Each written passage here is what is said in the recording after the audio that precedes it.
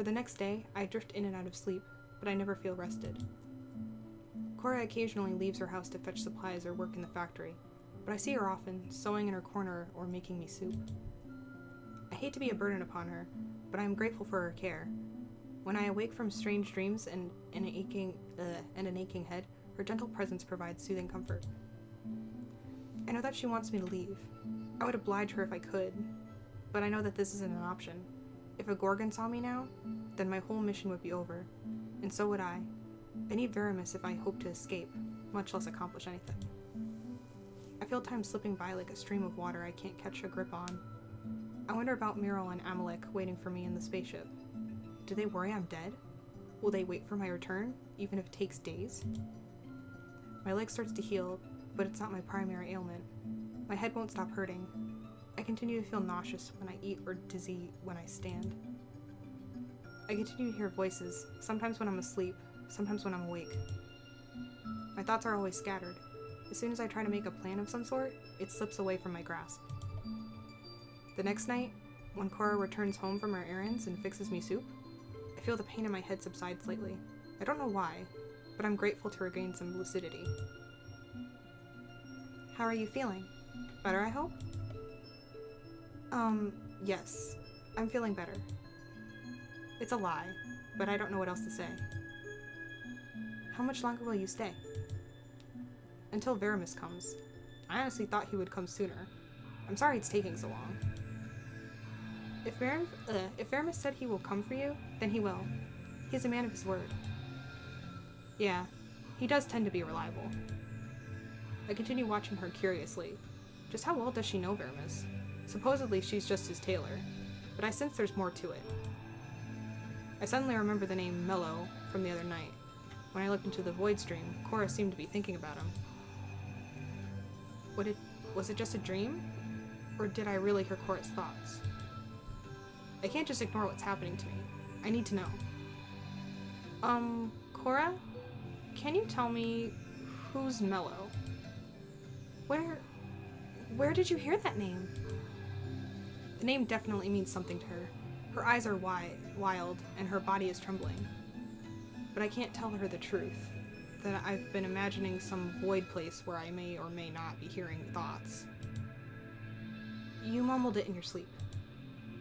Oh, I'm sorry if I disturbed you. You don't need to be sorry.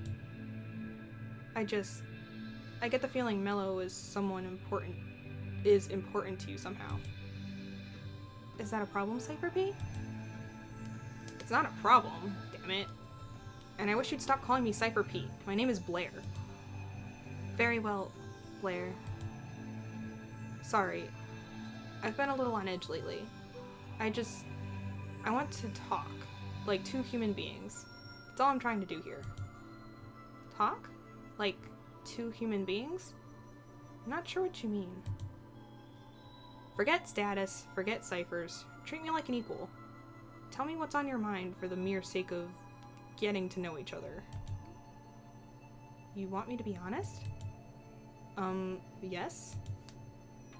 Honestly, I have no desire to get to know you, Blair. You seem to be in some sort of trouble. For that reason, your presence here endangers me. The less I know you, the more easily I can claim ignorance when the Gorgons realize I'm hiding you here. You're not even curious? Curious? You thought, sir? What? Okay.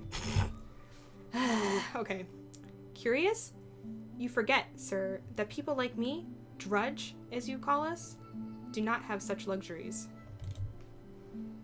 I do what I'm told. I don't ask any questions. There's no room in my life for curiosity. That's not that's no way to live. That's the only way to live. Don't you understand? If I don't behave that way, death is the only result. Forgive me if I spoke out of turn. Blair. You speak as if it's from some... I can't read today. Why do you put up with me? You chose to make the woman... I should not have picked the woman. You speak as if from experience, but you're not dead.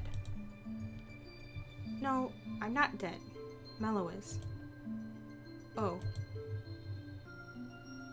For a moment, I consider whether to press onward. The subject is clearly painful to her. If I really can understand her thoughts, maybe I could dig a little deeper into her mind to answer my questions.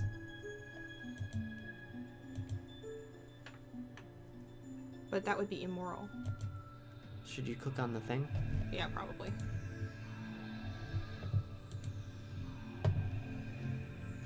He was just a little boy, so young and so innocent. He didn't deserve to be a cipher B. I thought I could help him by convincing the D's to change his cipher. I was foolish, so foolish. When I finally convinced the O's that Mello couldn't live the life of a B, they didn't change his cipher. They pulled a bullet through his head. Ooh.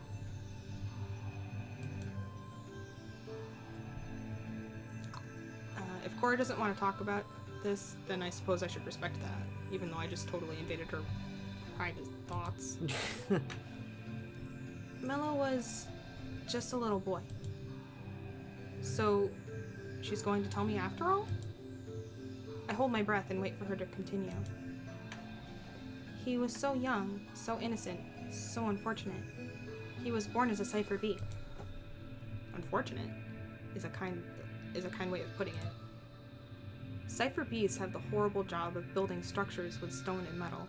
Their job is dangerous and full of exposure to dangerous chemicals. They always die young. Mello didn't deserve to be a cipher B. I thought I could help him by convincing the Ds to change his cipher. I was foolish, so foolish. When I finally convinced the O's that Mello couldn't live the life of a B, they didn't change his cipher. They pulled a bullet through his head. She looks like she's ready to, like, pelvic thrust. Yeah. She's like, huh! Like, yeah. I'm so sorry. Also constipated. Are you? Are you really? If you had been there, would you have done something to help me? Or help him? Maybe. I don't know. A few years ago, maybe not. But now, I want to tell her what I know. I want to give her hope that life can be better. I want to tell her that some people, like me, are fighting to destroy the oppression of Archon, and we might even win. But if I did, I'd prefer to stop talking now, if you don't mind. Alright, we can stop. But thank you for telling me about Mello. Good night. Good night. I'm not sure why, but I finally sleep soundly tonight. The knives in my skull are slowly withdrawing, but the void is still there, hovering on the edge of my thoughts, like a voice whispering to me from afar. Maybe I'm finally getting used to it, or maybe I'm just too hacking exhausted to care anymore. Veramis! Cora, how are you two? Oh, that's me. Okay. Yep. Veramis sees me lying on the floor nearby and stiffens. Ah, yes, Blair. I managed to find Cora after all. He seems really upset that I found her. Or something, I don't know, just his attitude. Oh, okay. You almost sound disappointed. You have no idea what I've been through to cover up the mess you made. The palace is in a frenzy. Everyone wants to know what's going on with the mysterious Blair P. I told everyone I saw you escape and tried to stop you, but failed. Do you know what would have happened if Delum chose to search my memories and caught me in my lie? But he didn't catch you in your lie, and that's all that matters. For now, perhaps. But this isn't over. Cora, I'm sorry to ask you this, but would you give Blair and I a moment alone? Gladly. I'll be just outside if you need me. I can't help but study Veramis as he watches Cora go. Despite the fact that he asked her for privacy, he seems reluctant to let her leave. We're both quiet at first. I imagine we both have so much we want to say to each other, and yet we're afraid to say any of it.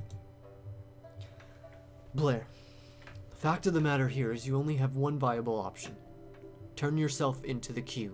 Apologize for your behavior, and let him search your memories. I thought those were periods. Are they periods or... Wait, where? They should be commas, right? Turn yourself into the Q. Apologize. I don't know. I think he's just being, like, really stern. I don't know. There's never only one option, Veramis. Life is full of choices. You just have to open your eyes and see them. Tell me then, was it your choice to disappear 6 years ago, then reappear now? You told me before that you'd explain everything. I think it's time for you to do so. I wish I could, Veramis, but the truth is I can't. I just risked my life for you! I know that, and I'm grateful, but... Listen to me carefully. Explain everything now, or I'll turn you in myself. And I will not be generous. This certainly isn't the first time Veramis has gotten angry at me. In fact, it used to happen often.